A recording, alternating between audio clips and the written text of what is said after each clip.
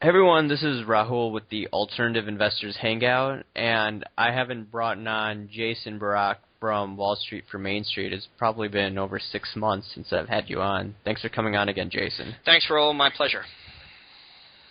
All right, a lot has materialized since I brought you on last time around, and everyone's favorite topic on my podcast, your topic, is gold and silver. And for the year, although you have many pundits on CNBC and the mainstream media, and even on YouTube, a lot of people have been bashing gold and silver, but if you look at especially the miners, they have been doing really, really well compared to the rest of the stock market. Sure, the market's off if you look at the Dow, but if you look at miners, gold in general, they're beating the rest of the market.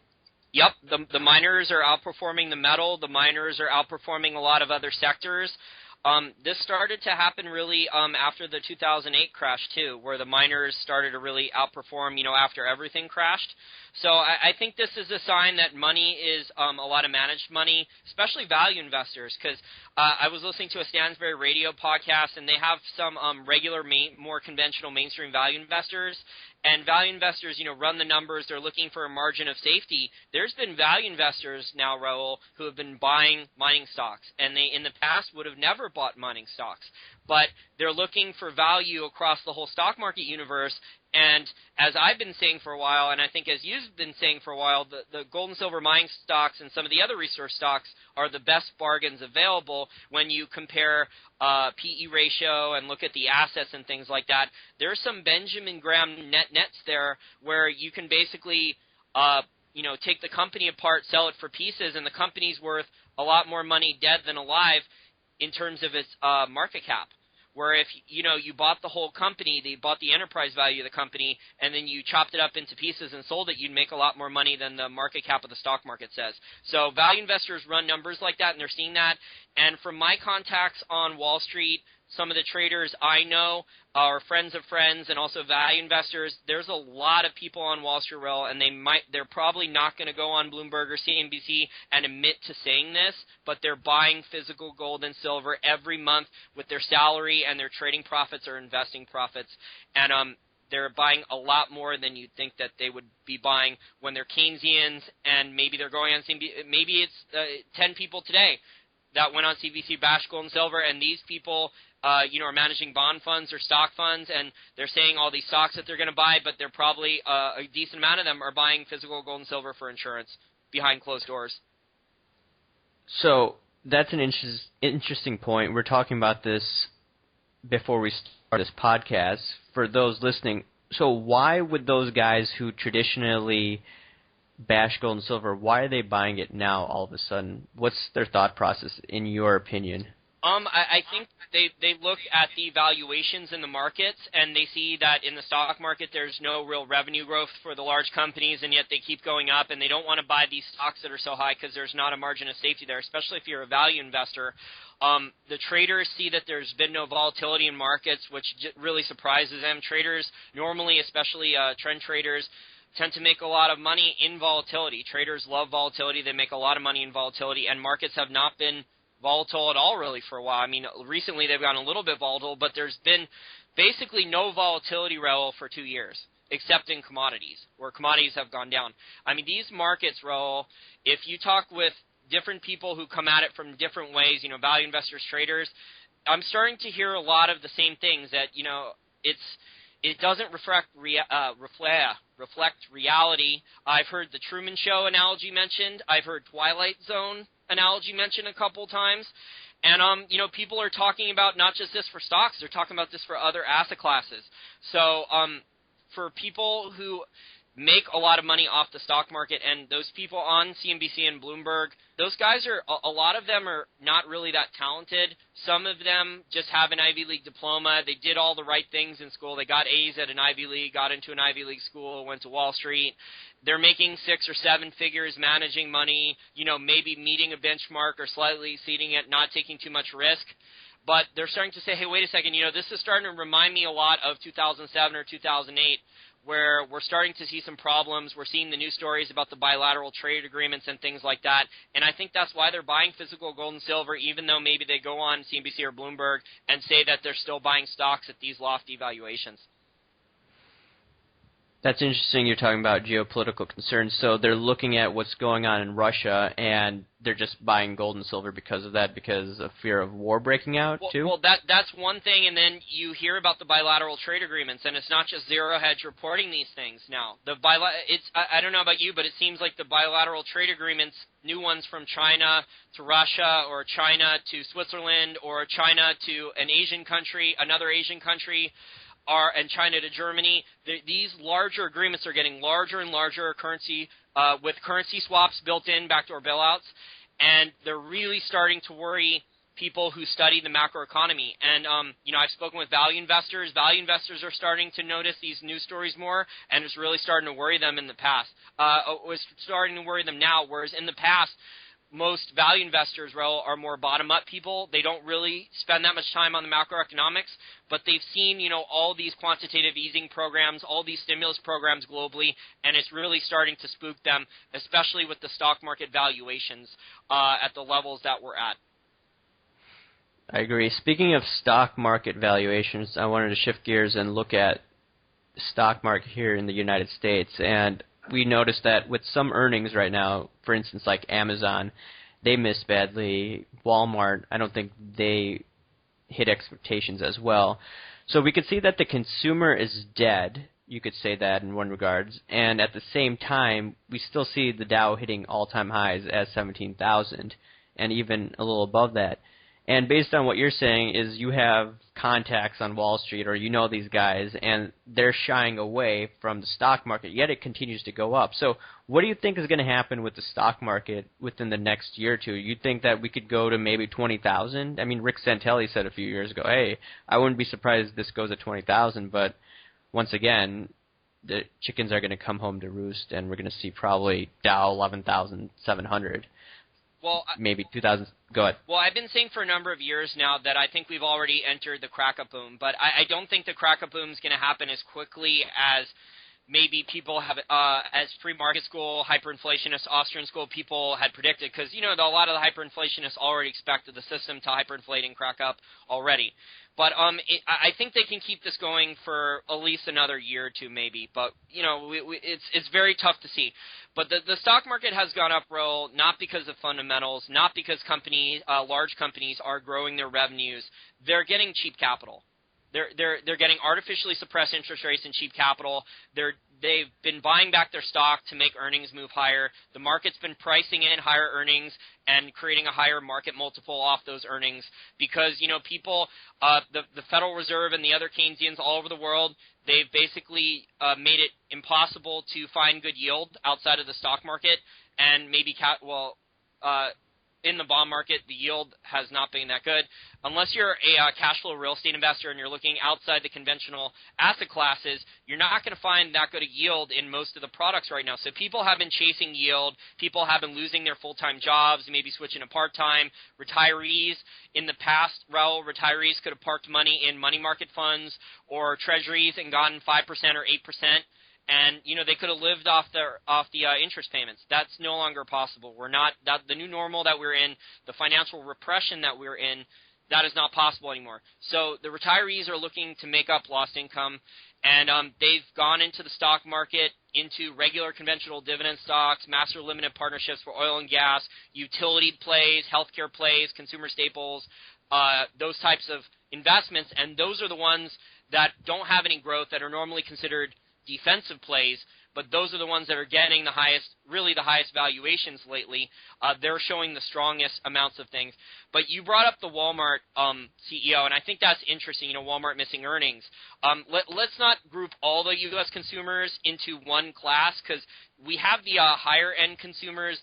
Those people may have made a lot of money off the asset price inflation, the nominal asset price inflation that's occurred, with the quantitative easing programs and global QE and stimulus and things like that. It's really the middle-class people who have maybe a little bit of money money in a 401k, they have their house in a mortgage, they have credit card debt or student loan debt. Those are the people who are getting killed the most because they don't have nearly as many assets as the people who have gotten, their assets up 30% or 50%. They don't have a 6-figure, 7-figure, 8-figure stock portfolio, a humongous amount of cash flow real estate and things like that, or a big bond portfolio. So the Walmart CEO came out and said that basically the middle-class consumer, their discretionary income they're seeing has dropped a lot. So the middle-class consumer is becoming the working class or the working-class poor or, needing government assistance. And it's just really sad. And you add in the factors like Obamacare and things like that, and it's really making it difficult for a lot of small businessmen here in the United States to want to hire an employee full-time. Instead, maybe they're just going part-time or they're not growing at all. They're not adding any employees at all. Maybe they're outsourcing to contractor work in another country, because you can do that online with a bunch of different websites and things like that. So there's a lot of unintended consequences, Raul, unfortunately, to the monetary policy and the tax policy and other things. So when you hear these politicians in San Francisco, in Seattle, say, if you're a fast food worker or something like that, or one of those lower-skilled worker jobs, you should be able to have a living wage to raise a family on for $15 or $20 an hour. That's not going to go quietly. The businesses are not going to completely agree to that. There's going to be a lot of robots or software programs or touch screens installed replacing those types of employees. And it happened in France, too, where France tried to do this a couple years ago and through their fast food workers. And now most of France's fast food restaurants have a humongous amount of touch screens instead of human beings taking your order and things like that. Yeah, you make up a good point about automation, that many individuals who want a minimum wage of $15, $17, $20, well, if you look at many of the businesses that you just go shopping, you could look at Dominic's. I don't know if people have heard of that. I don't know if that's a U.S. chain now. But if you look at stores like that, Kroger, etc., they're having all these individuals losing their jobs, and now you're seeing self-checkout. Yeah, that's what I was getting at. So, yeah, that's one of the unintended consequences that many of these guys, like Mike Norman, don't seem to acknowledge. But yeah, and I mean that's keeping that's a free market for us right there. That's the free market still trying to work. Higher quality goods and services at lower prices. It's trying to keep prices down for consumers. There's been because these corporations have such cheap borrowing costs now, Raul, instead of paying the worker for health care, for retirement funds, and all these other things, right, because all those costs add up, they're going to take that amount of money and invest it into new technology that they can borrow so cheaply and, invest it in robots or touchscreens or things like that, because those things can work 24/7, 365, minimal maintenance. They don't complain that they're on their feet all day. They don't need health insurance and things like that. Indeed. And just wanted to cover some other topics, but just wanted to get your take. So what's going on your end? I mean, what are you seeing on your side? What am I seeing about the economy or markets? Or Yes, just in general that you'd like to talk about. Sure. Well, I'm quite a bit – I mentioned the Truman Show and also the Twilight Zone, and I would agree with other people who have brought that up. The Japanese yen should have collapsed already. It definitely should have. Instead, it's gotten stronger, which normally means the yen carry trade is being taken off, and hedge fund managers are going to cash or treasuries or things like that, preparing for a crash. And they've also gone to gold and silver apparently, because gold and silver are showing a pretty good bend. There's money moving into gold and silver, and I mentioned the amount of physical buying on Wall Street, but there's also a lot of physical buying, globally for China. The demand for gold out of China is still very strong. Maybe it's dropped a little bit since last year, but it's still up around 100% of annual mining supply. I think the markets, Raul, are probably going to go a little bit higher here. We may get a final blow-off top, crack-a-boom scenario in the next couple of years. It's very tough to say. What I will say, though, is that rationally, like I said, currencies should have collapsed. Banks in Europe should have collapsed like the Japanese yen is one of the weakest currencies. It should have collapsed already. Banks in Europe are still humongously over-leveraged. They were not recapitalized, especially Deutsche Bank and some of the French banks too, and other German banks. They were not recapitalized or getting backdoor bailout money from the Fed, from the Federal Reserve in currency swaps. These things should have all collapsed, and yet they haven't.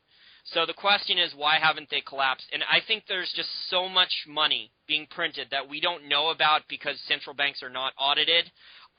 There's a humongous amount of currency swaps, backdoor bailouts, that we have no idea. We may never find out the true amount. It's in the many trillions. It's probably even more than the 2008 number that Ron Paul got from the one-time audit of the Federal Reserve, where I think there was like 28 trillion or something. It's probably more than that at this point. I think it was 16 trillion, actually. I think it was 16 trillion for the one-time audit of the Fed. The 28 trillion is how much, according to... Wait, sorry to interrupt, but that audit was only a partial audit of the Fed. It wasn't a full-blown audit. Okay. Yeah, partial audit, and then, I mixed up the 28 trillion with the report from the Financial Times. It was some other agency that said over 28 trillion has been invested from central banks and sovereign wealth funds into all different types of asset markets. So stocks, bonds, real estate, commodities, you name it. Central banks all over the globe have put that much money into all these different asset classes to prop them up. So I think the name of the game has been try to goose people here in the United States with the wealth effect, and we've talked about the wealth effect before on your show and the number of different reasons why the Federal Reserve is committed to it for tax purposes, to get capital gains taxes on people and to try to get the consumer to continue to spend. If they allow asset prices asset prices may drop, but it would only be temporary, I think. I don't think they'll allow asset prices to stay down at low levels without, massively increasing QE and stimulus for more than 9 months or 12 months. So if we do have another 2008 type crash or worse, I don't think it would be allowed to stay for longer than 12 months at most before, they ramped up QE to 150 billion a month, 200 billion, 250 billion, in order to fight deflation because of the amount of tax receipts and other things. We're just in a stage here where the markets are completely divorced from reality. Most of the markets are. There are some companies, that are dealing with consumer effects. I mean, the Olive Garden, Darden restaurants, you look at that, there's just not what I'm seeing here on Main Street, Raul, is the consumer is trading down. I'm seeing a lot of people who used to eat out all the time at expensive restaurants. I'm seeing a lot of people in Chipotle instead. I've seen people of all different economic classes. I've seen Porsches, Ferraris, a lot of Mercedes and BMWs, along with regular cars, and long lines at lunch and dinner outside many Chipotles. I think a lot in the past, Raul, that a lot of people would have eaten at a lot more expensive restaurants. That's telling me the middle-class consumer is strapped and the rich people are hoarding cash or worried that the economy could get worse when you see really, really nice cars eat at restaurants like Chipotle you like a lot. So I think people just have to understand that, gold and silver are insurance. If you own physical metal, it's not investments. It's insurance. And, it's if you're invested in oil or gold and silver miners, I think long-term you're going to be fine. If you own a couple rental properties in areas where there's still some job growth, maybe the Bakken area or Texas or Oklahoma, where they're actually, producing oil and entrepreneurs are allowed to create value and things like that, I think you're going to do fine. But a lot of these assets are overvalued. They may be more overvalued, but it's not really a good time to be buying like mainstream dividend stocks and bonds and things like that right now, unfortunately. Yeah, you made a lot of points there, and a few things. When it comes to the yen carry trade, I remember it was like 105 against the dollar, and if you look at that right now, it's like 101.73. So we've seen the unwinding of the carry trade, and I've noticed a few things. Number one, the stock market has gone up slowly but steadily. Last year, there was a huge depreciation in the yen carry trade, and as a result, you saw huge amounts of money go into the stock market, especially the S&P. Yeah, the yen carry trade causes asset bubbles. Exactly.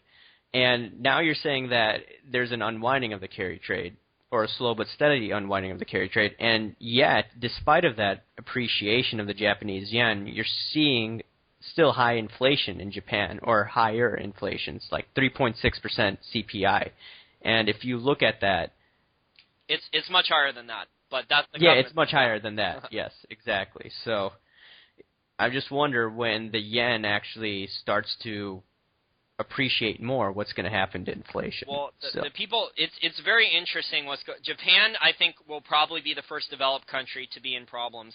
They've been doing this. They've reached the Keynesian endgame here, where their zombie banks have been basically not allowed to write off their debt, and the zombie banks have been forced to buy an enormous amount of Japanese government bonds. Their pension funds have bought an enormous amount of Japanese government bonds. Everyone in Japan, every demographic level of investor types, and they have a lot of people who save in Japan, but they've all bought way too much government bonds, and now they're looking to diversify. So, I mean, the Japanese central bank is going to be the buyer of last resort, but yet the currency hasn't crashed yet.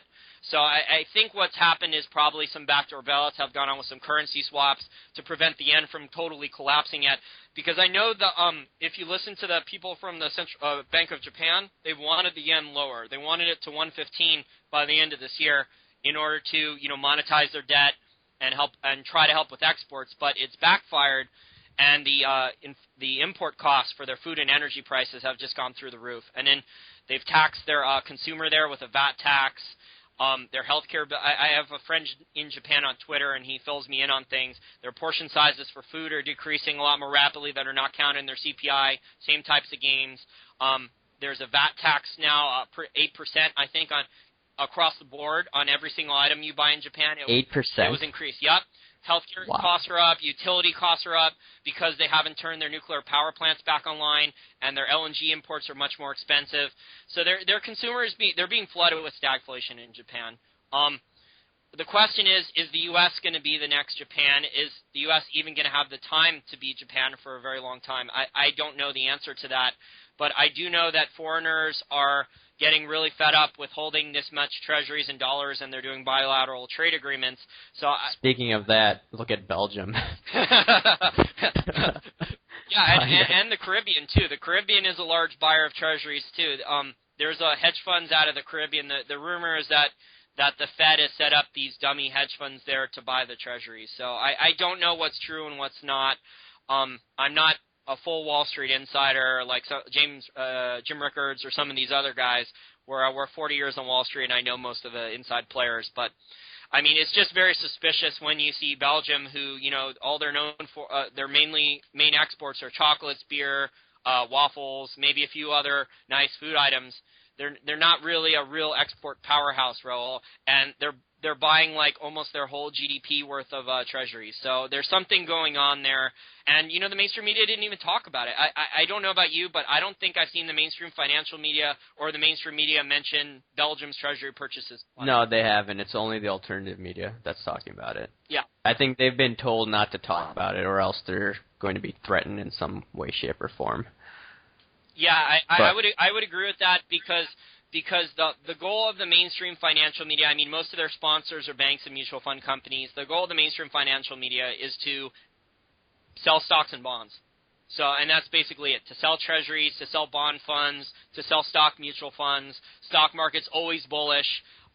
There's always value in the stock market, and maybe there is a bull market somewhere in the globe, whether it's one country or another, one asset class or another, but the stock market in general, to me, I just don't like the values there for most of the stocks right now.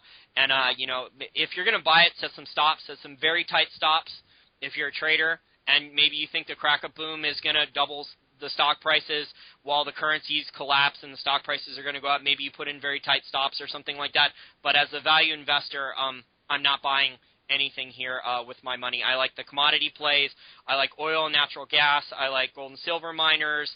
I think those are good values here. And, I'm accumulating physical metal as insurance and for savings every month or every couple months whenever I can, dollar cost averaging, and I don't worry about the paper price that much.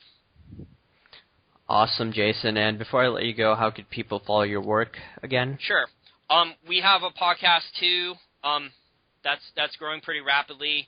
They can check that out on our main Wall Street for Main Street website at WALLSTFRMAINST.com.